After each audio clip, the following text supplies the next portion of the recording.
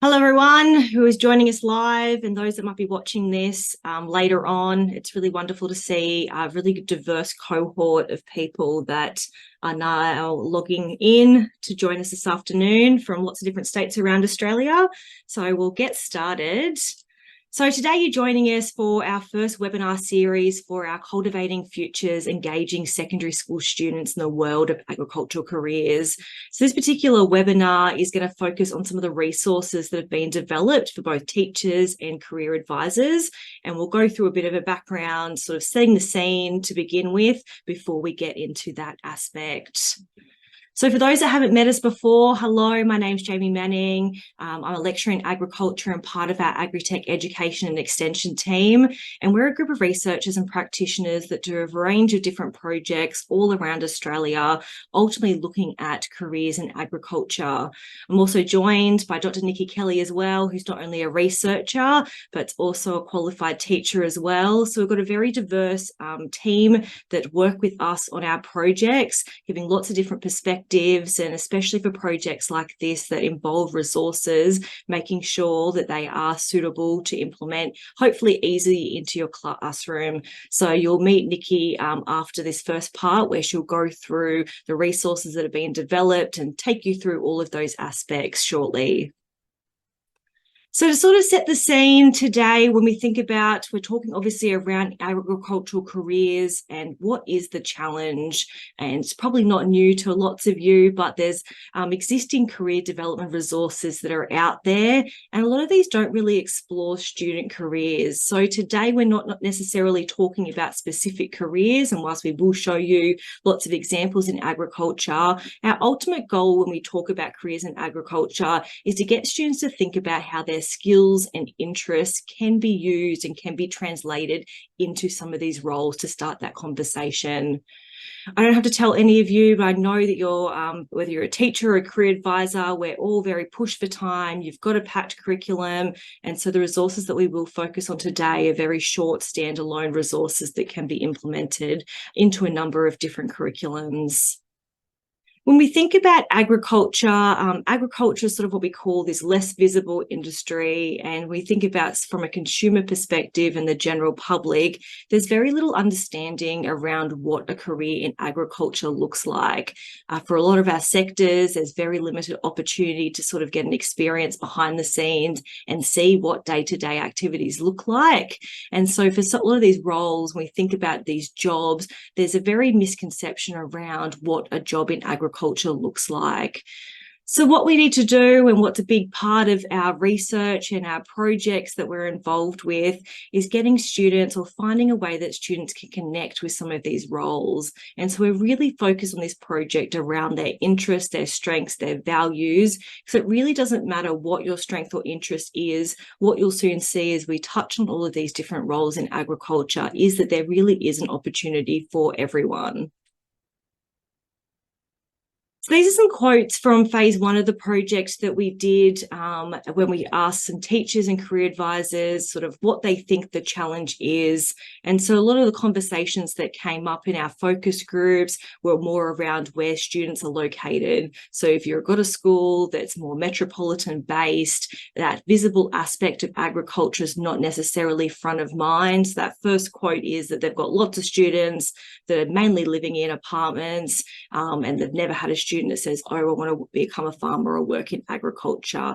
And it's really showing that aspect when we talk about agriculture as being not necessarily a highly visible sector or that's achievable for some students. There's unfortunately lots of stories from some career advisors that maybe don't feel confident talking about some of these roles, that they might feel obligated to talk students out of a role in agriculture. And so hopefully with these resources, you're getting an opportunity, if you are a career advisor, to learn a little bit more around what a job in agriculture looks like, and hopefully making yourself a little bit more confident to start that conversation when you do have a student that approaches you and interested in a variety of different career pathways. And that final one, and it's a saying that we love all the time, is if you can't see it, you can't be it. And really that visible aspect, if students can't see themselves in some of these roles and don't get an opportunity to, whether it's having an excursion, incursion, or having that conversation with someone to see what the world of agriculture or these careers look like, then it's really hard for them to actually picture themselves in some of these roles. And the quote sort of finishes with that they see that there's value in changing that narrative around what agriculture is and what a job in our sector looks like.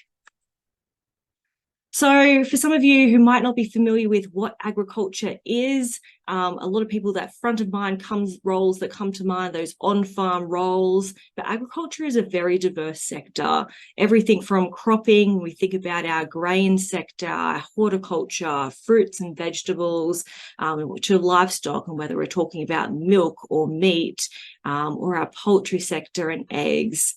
We've got our aquaculture and fisheries, and whether that's more our intensively or extensively farmed sectors, our forestry, and then our viticulture and viticulture sector. So very diverse range of opportunities that are in agriculture.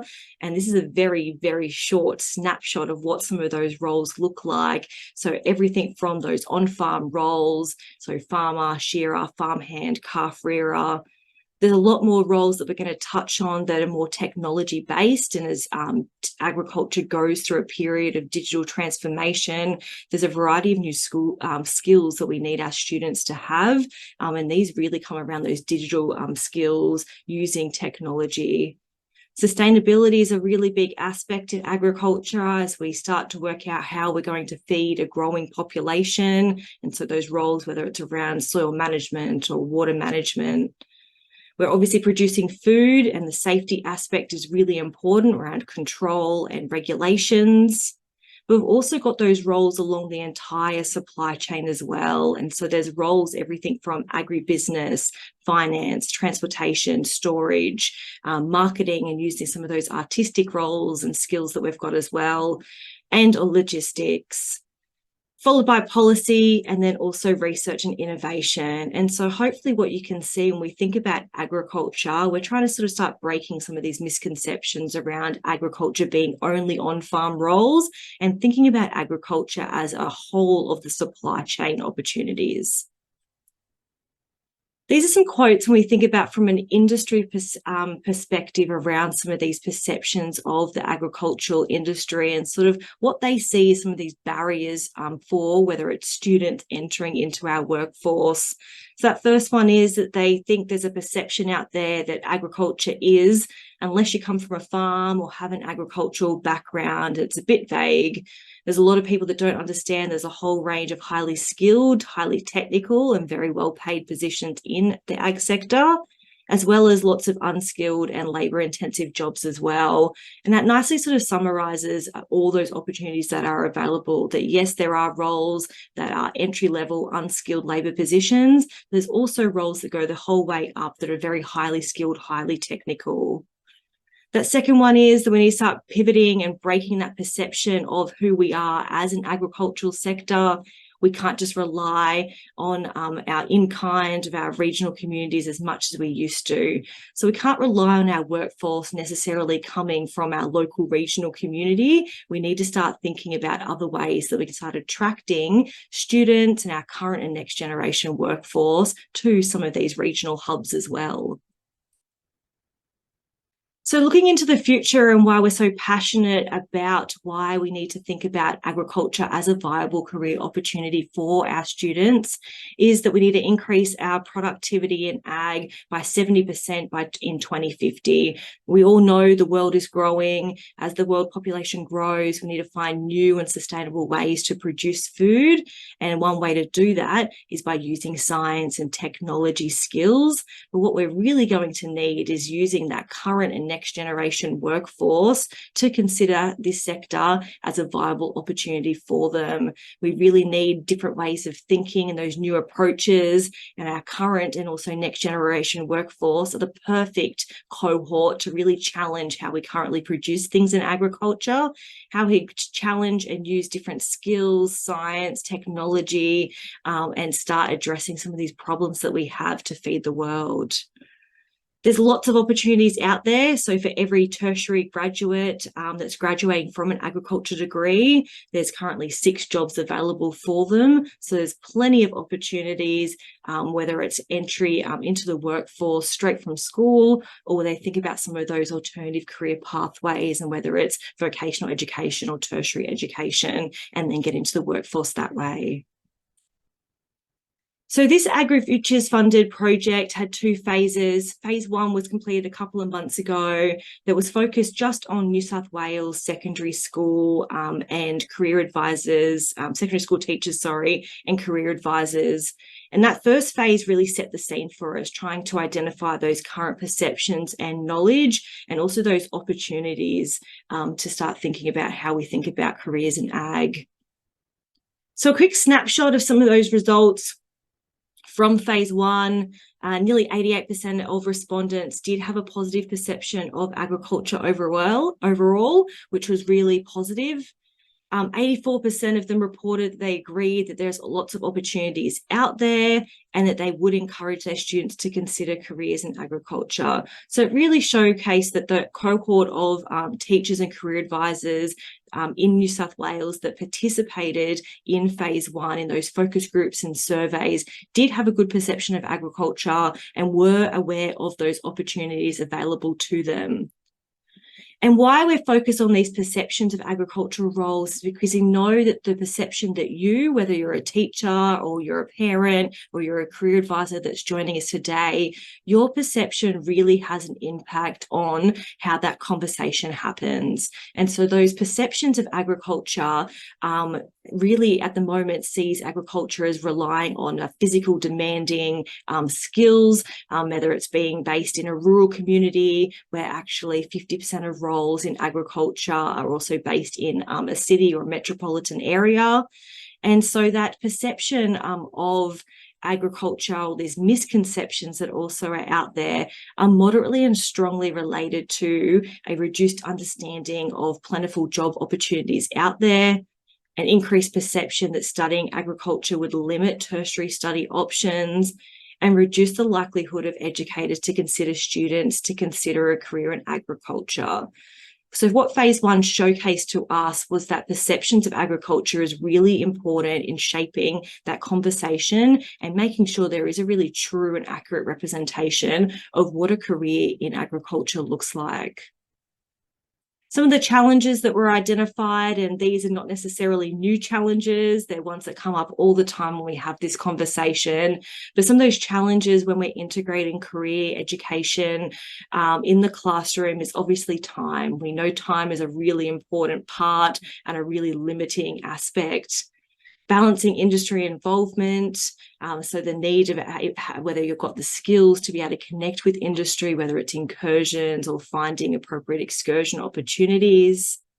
The need for resources specifically around the career education aspect. The perception that agriculture career education is not relevant to their particular cohort of students, and that lack of confidence in their ability to teach about agricultural careers. So phase 1 highlighted that perception, the challenges that are faced, and phase 2 is what we're focused on today for our current project through Agri-Futures, which is all around developing, implementing and evaluating a national outreach program designed to improve educators and secondary school students' awareness, knowledge and perception of agricultural careers. And there's 3 broad aims in phase 2. The first is around developing a suite of market-ready materials, resources and tools that highlight those careers in agriculture. We communicate all those different career opportunities to students. And also we foster active engagement and career with career advisors and secondary school students on the available opportunities in agriculture. So there are 3 phases of phase 2 project that we are focused on for our webinar today. Like I said right back in the beginning when I introduced Nikki to our presentation today, this presentation is focused all around the resources aspect. So I'm going to hand over to Nikki, who will share her screen now, who's going to introduce you to those resources that are getting developed as part of the project and take you through in detail all the different aspects of those. Thanks, Jamie. Hopefully everyone is hearing me okay. So the suite of resources that have been developed include the following. So there was 5 things that we've developed and made available to teachers and career advisors. So the first one is a series of curriculum aligned activities, which will be the focus of what we're going to talk about in today's webinar. Going alongside that were a series of video case studies of industry ambassadors, so short 2 to 3 minute videos that we'll look at some examples of. The project also includes some opportunities for schools to participate in some incursions and excursion activities that have been facilitated by members of our project team. There's also a work placement guide that has been developed and which will form the basis of another webinar on the 8th of November. And we also have some career and teacher advisor professional development. So things like this webinar, but there's also a series of teacher workshops that are running in a number of different states around Australia. So first we're going to talk about the curriculum aligned activities. So these are a series of standalone 40 to 50 minute resources that we've been developed. They're problem based, which we'll look at in a moment, but they do provide some flexibility to differentiate depending on your cohort of students. The activities are structured so that they can be used within the agricultural science, a business, food tech, or digital technology class as well. So to go alongside these lessons, we have also developed a teacher guide as a bit of help on how to implement them in your classroom. So the teacher guide kicks off with a little bit of background on some of those agricultural careers that Jamie touched on before, because as a whole, 1.6 million Australians have been employed in the ag industry across Australia, and 80% of those careers are actually beyond the farm gate. So the teacher guide includes some ways that you could potentially include discussions of some of those careers as you're delivering content on a day-to-day basis that you might not have been familiar with before, and also ways that you can use some resources that are available to support the context that you're teaching. So we've got 2 examples here in the guide. So these are using examples from the ABARS. First one is the Farm Data Portal. So this is a really nice one here that you can easily go and grab some different statistics and data that has an agricultural context. These are nice to be able to use for a range of graphing activities in a range of different subject areas. You could grab some statistics units if you've got some activities to do within the maths classroom. It's also a great source of some secondary data if you're looking at some scientific investigations or some assignments that use research claims as part of the context for developing that task. There's also a region dashboard within the ABRS portal where you can actually go in, select your state and then your region within that state, and it gives you some really nice region-specific information about the agricultural sector in your local area. So you can provide your students with some context-specific, relevant, real-world data that they can then interrogate for different activities. So that's included at the start of the teacher guide. The teacher guide also gives a lesson plan to help you with implementing the lesson resources that we've developed, and it has some flexibility in it. There's no set time limits. There's some flexibility that allows you to adapt it depending on what your timetabled lesson length is. We are going to go through one of these lesson plans when I talk to you about one of the resources itself. So also importantly, at the back of the guide are all the curriculum links. So for Queensland, South Australia, Tasmania, Northern Territory, ACT, we are using Australian curriculum, but we've also included those state-specific curriculum links for New South Wales, Victoria and WA. And what we've done is go through and scanned all of those syllabus documents looking for words like career, work, job, occupation and employment, and then we've listed the relevant sections. of each of those where we've found it, and connected it to the lesson resource that best matches that description. So in some cases, more than one lesson actually aligns with a particular descriptor, so the teacher can have a choice of which lesson resource might best suit their student cohort. So this is an overview of what the resource actually looks like. So there's 4 pages in total, but these are the first 3 pages. So it's colourful, it's attractive to students, you can print it out, or they can use it electronically depending on what your learning management system is. And each of them includes the same overlay, so it presents each as an agricultural challenge, which is specific to each of those 5 subject areas that we talked about, but it also relates to what we call the Sustainable Development Goals.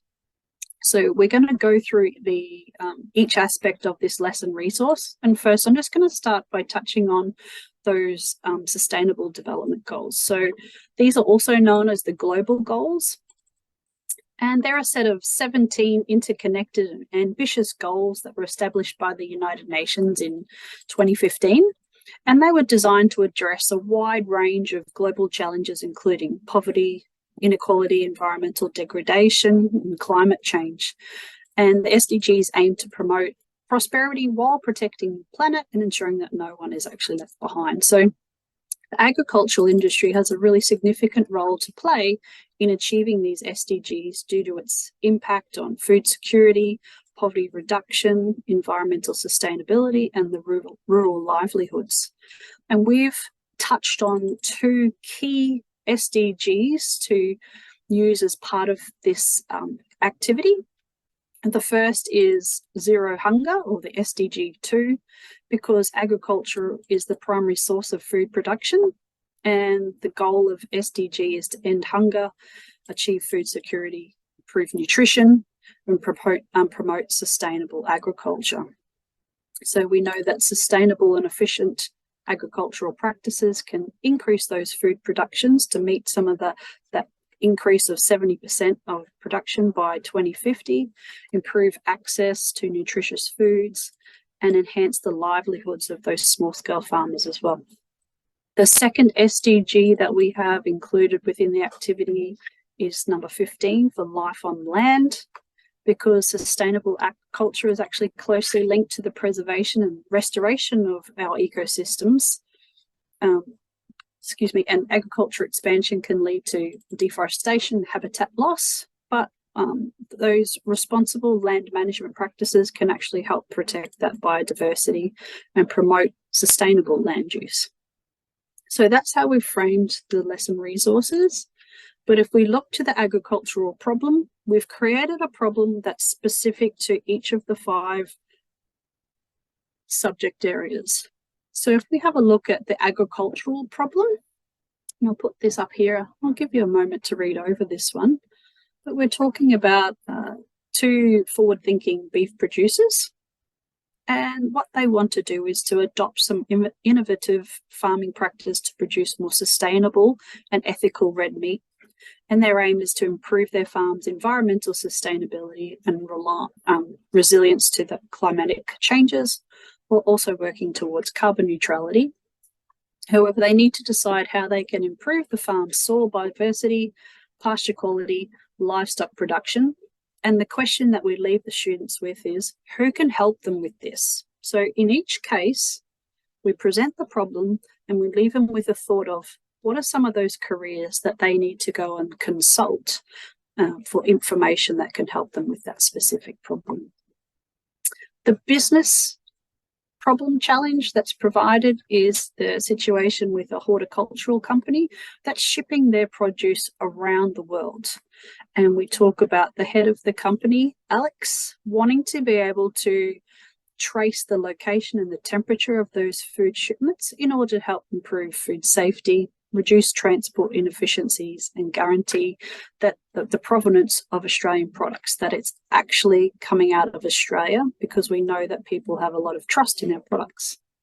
So in doing some research, Alex is keen to find a tracking technology that he can implement to improve that environmental sustainability and reduce food waste. And again, we presented at the end, who can help Alex with this problem? So that's the first two for agriculture and business. We have two other challenges for digital technology. And this one's interesting, where we're talking about Josie, who has a larger property growing some wheat and oat crops, and she is wanting a way to target just the weeds in a way that's going to reduce the amount of chemicals that she's trying to use. So she is she has some ideas around these innovative robots who might be able to drive the paddocks themselves and detect and spray just the weeds. And so the question is, who can help her with that?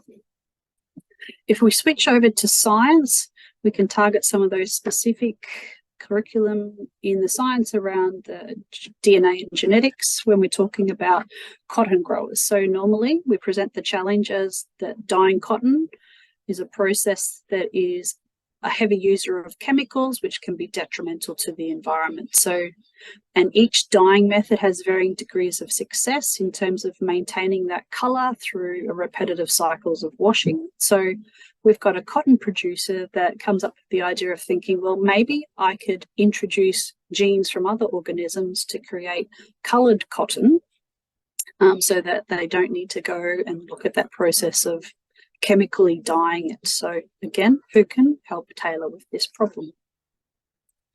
And then the final challenge that's presented is one for food technology. So in this case, we've got a dairy farmer who's producing large amounts of cheese from the milk that her dairy produces, and they separate it from the whey, but they're looking for a way to use what was previously a waste product to create another product, because they know that their whey is high in protein. So by reducing the waste, they improve efficiency and become more sustainable. So again, the last problem is, who can help Amy in this case with this idea? So let's actually look at this lesson resource like we're delivering it in the class. And let's look with this one with the food technology. So the students would read over that particular scenario, and then they would move on to the next section of the activity, which asks them to actually think through those sustainable development goals, and also the types of 21st century skills that the person would need to be able to help solve this challenge. So in this case, there's really no right or wrong answers, which is the nice thing.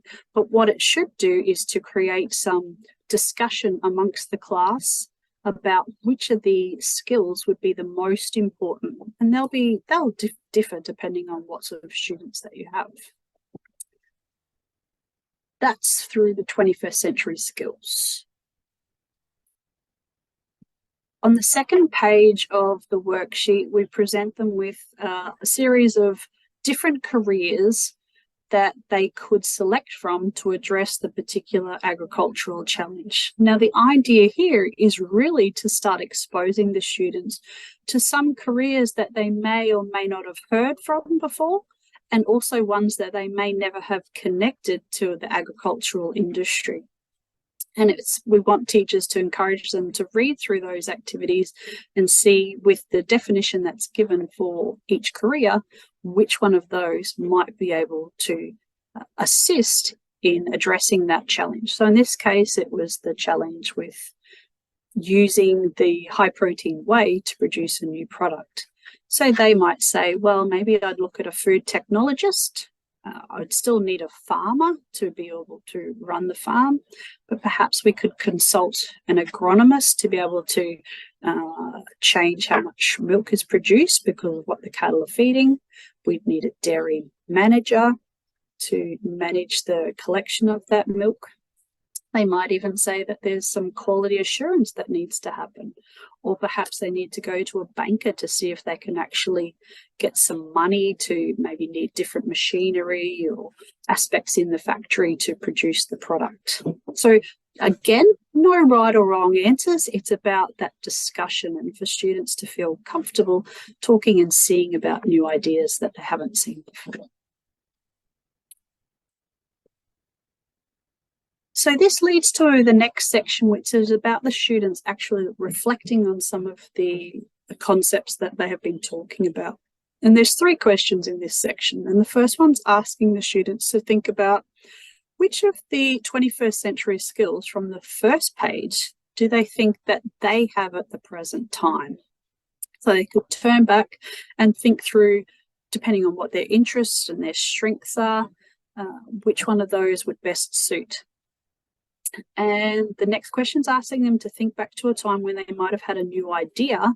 What did they actually do to learn more about that? So we're wanting students to do a bit of metacognition and just try and work out what they actually do within themselves when they want to go and find new information. So if there has been a career that has sparked an interest in them, what could they do to learn more about them?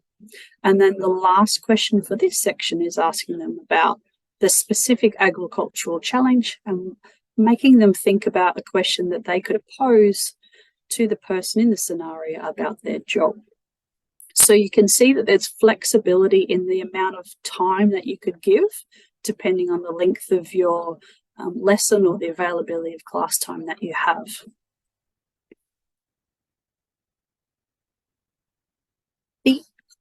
At the end, the other resource that we have developed is a whole series of different 2 to 3 minute career ambassador videos where we've interviewed people from a range of different agricultural careers across a range of different sectors, and we've gathered asked them to talk to some of the key things, whether they were, did they actually study agriculture at school? Were they exposed to agriculture as a young person?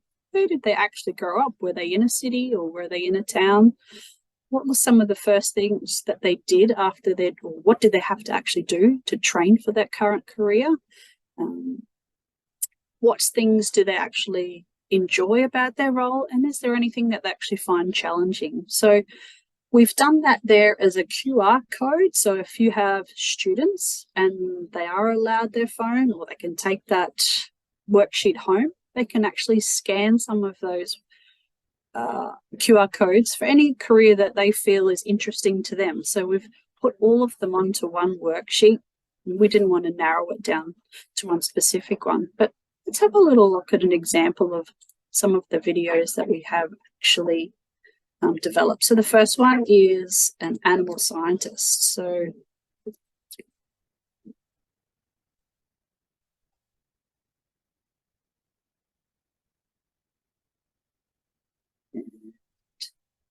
it's not coming through.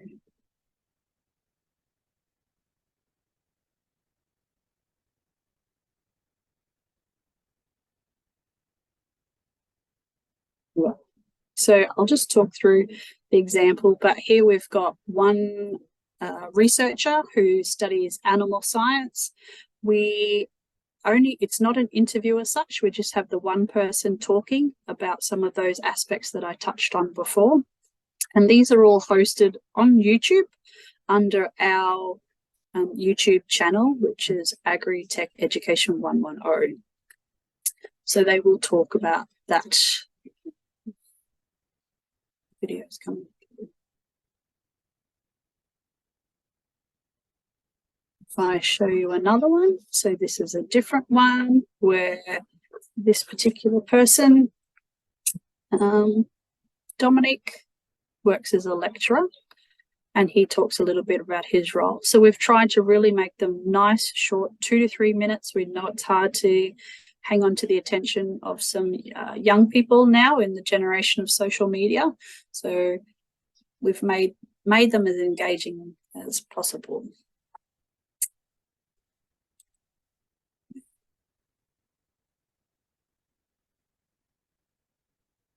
Okay, and so that they're not just watching it with no particular focus, underneath each section, we've created some questions that we're asking the students to complete on each of those videos. So if you've got a longer period of time, you could fit 2 videos in.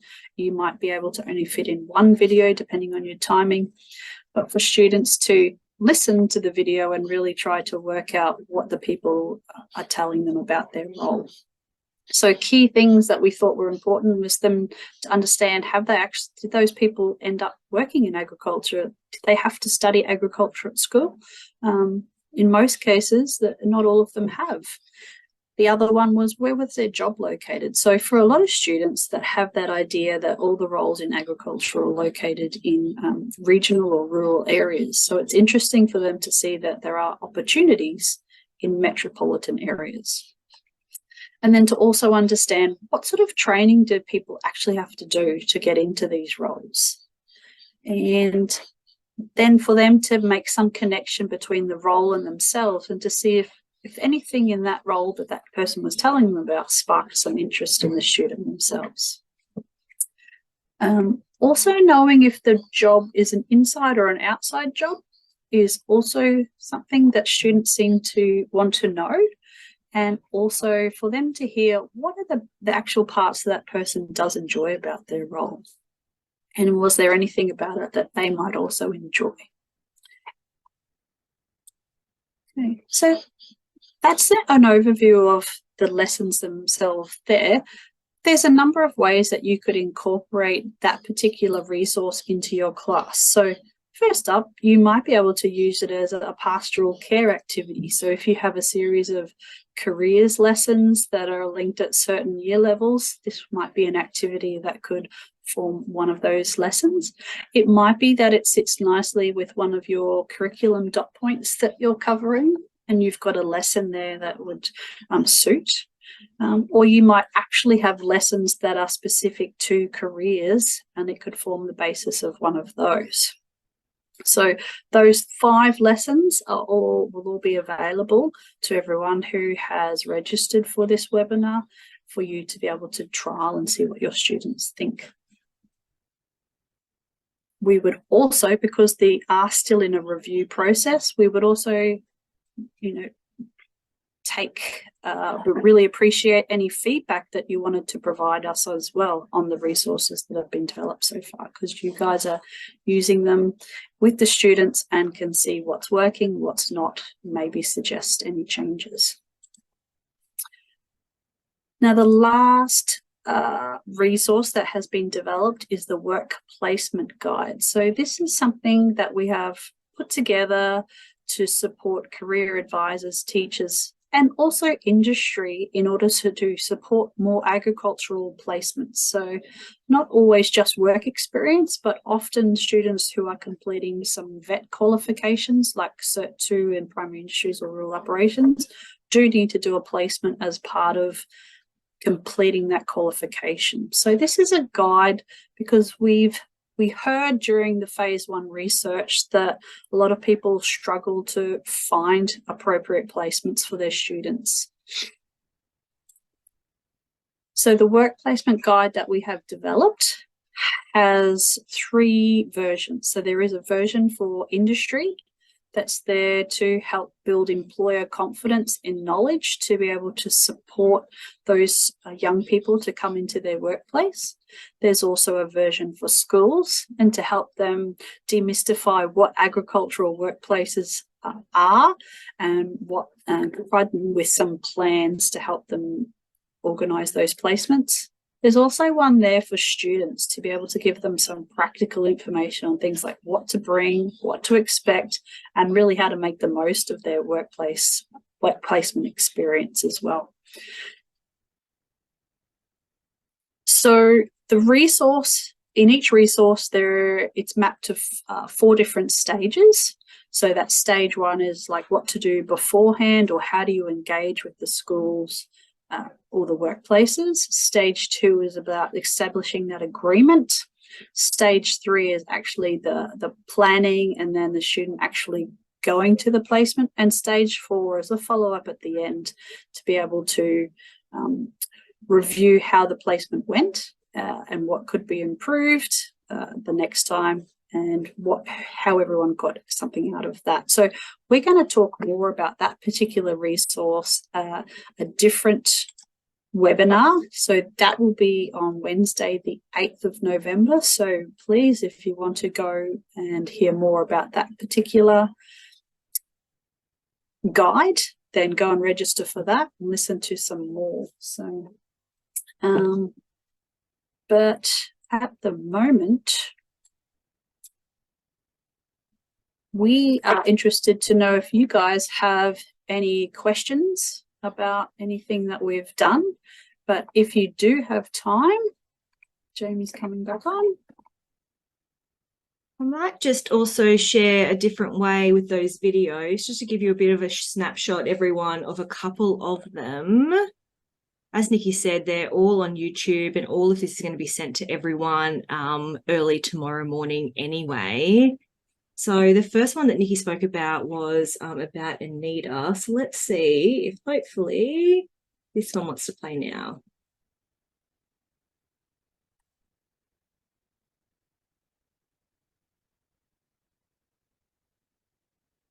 Hi, I'm Dr. Anita Chang, and I'm 27 years old, and I work as an animal scientist at Central Queensland University. I grew up in Sydney and didn't have much exposure to agriculture all throughout high school, but at the end of high school, I got a job at a hobby farm that paid less than $20,000 a year. After that, I decided to do a Bachelor of Animal and Veterinary Bioscience at the University of Sydney and got more exposure in ag and really loved it. I moved up to Rockhampton back in 2018 to pursue a PhD in precision livestock management. And from there, I finished my PhD and got employed as an animal scientist, making a range of $90,000 to $110,000 per year. My day-to-day as an animal scientist looks a bit like doing data on some days in the office, so working inside, but on other days I get to go out into the paddocks and do a bit of field work with the rest of the team. On other days, I'm quite lucky and I do get to travel for field work as well as conferences, so both domestically and internationally, and that's really fun. My favourite part of my job is knowing that I'm contributing to the greater agricultural industry. I get to work on behavioural algorithms that fit into Fitbit tags and improve productivity and animal welfare on farm. As an animal scientist, it is sometimes tricky as I work in contract to contract, which means that I need to constantly find grant money and funding to pay for the next part of my job. Overall, I really love it though. It means, like I said, I get to contribute to the greater agricultural industry and know that my work is helping producers and animals across Australia.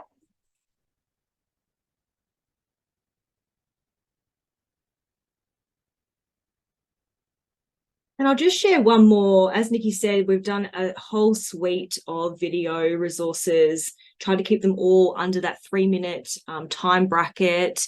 And as Nikki said, sort of why these videos were created back in phase 1 during our focus groups and surveys, where we spoke to teachers and career advisors about what kind of videos that you guys want and what the content needs to be as well. So you'll see there's certain questions each of these participants have answered. We found that students want to know, what does the job actually do? So what does it, activities that are involved on a day-to-day basis? What is the pay range? And also we know that there's some bad aspects of every single job, so trying to give a realistic perspective around what that particular role looks like.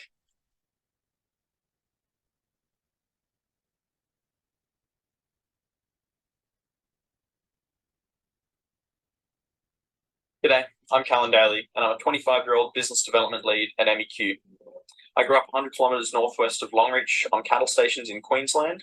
My family's always been in the farming and cattle business. I went to boarding school in Brisbane, didn't study anything to do with agriculture, and then took a gap year on a Gundawindi crop and cattle station for 10 to 11 months, earning $15 an hour, but also food and board was included, and I loved my time out there.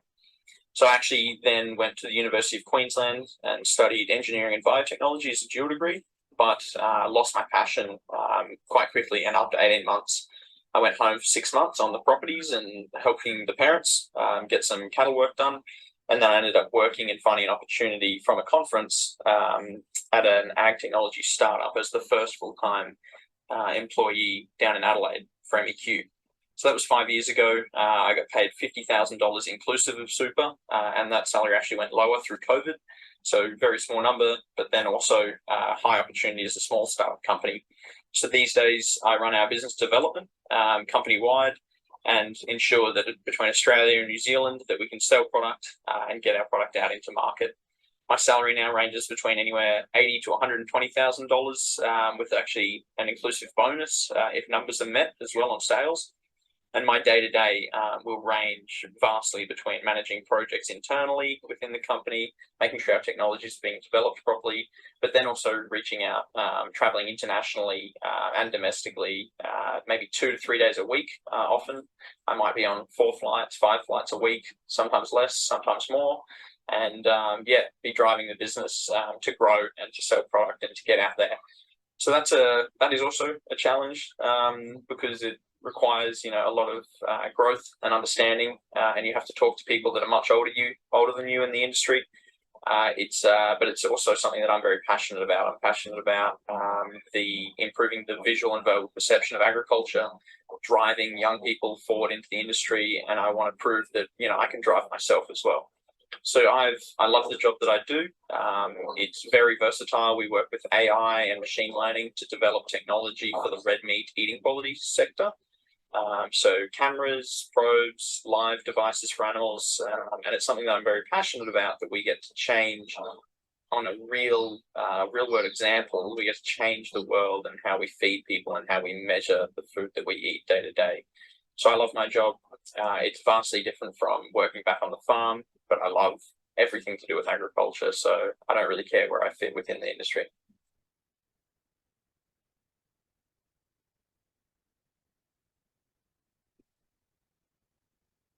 So they're just 2 of the videos that have been created. There's 21 that are available that you can see. And as you can see, really try to focus on people with diverse backgrounds. So as Callan said, didn't have an agricultural background. So really trying to make sure that we've got lots of different people that have come into our agricultural sector from lots of different pathways.